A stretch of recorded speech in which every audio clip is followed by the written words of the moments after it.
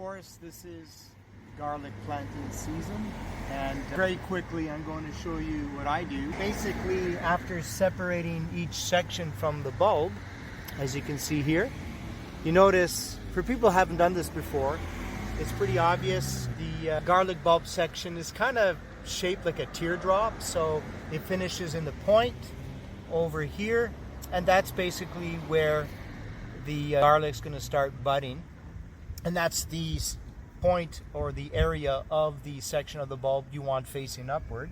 So, and basically what I do is I work the soil using a tool like this to loosen things up. This soil here is way better than it was before, but it's still pretty rooty, so I have to loosen the soil up and remove a lot of the weeds. I go down perhaps almost the same depth that is basically equivalent to the height of the bulb section, and I just place it in the ground, and basically I will intersperse them anywhere between 4 and 5 inches.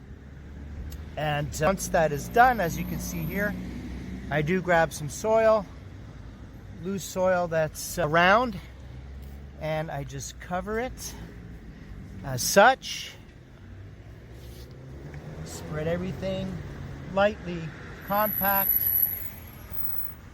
and that's basically it. This plot of land is on an urban property. However, if you're doing this in the context of a farm, a small farm, or off-grid homestead situation, I would recommend basically mulching it with wood chips, or better still, non-chemically sprayed straw, if you will. Also, for those who have experience, you'll know that you'll basically have to mow around a plot of land where you're growing not only garlic but other edibles as well. You want to mow anything that's going to grow around the garlic plot, so all the grasses and weeds that grow, you want to mow that down during the growing season. But here we are in the fall time. It's garlic planting season, and it's the easiest thing to do if you don't have any experience and you want to plant something.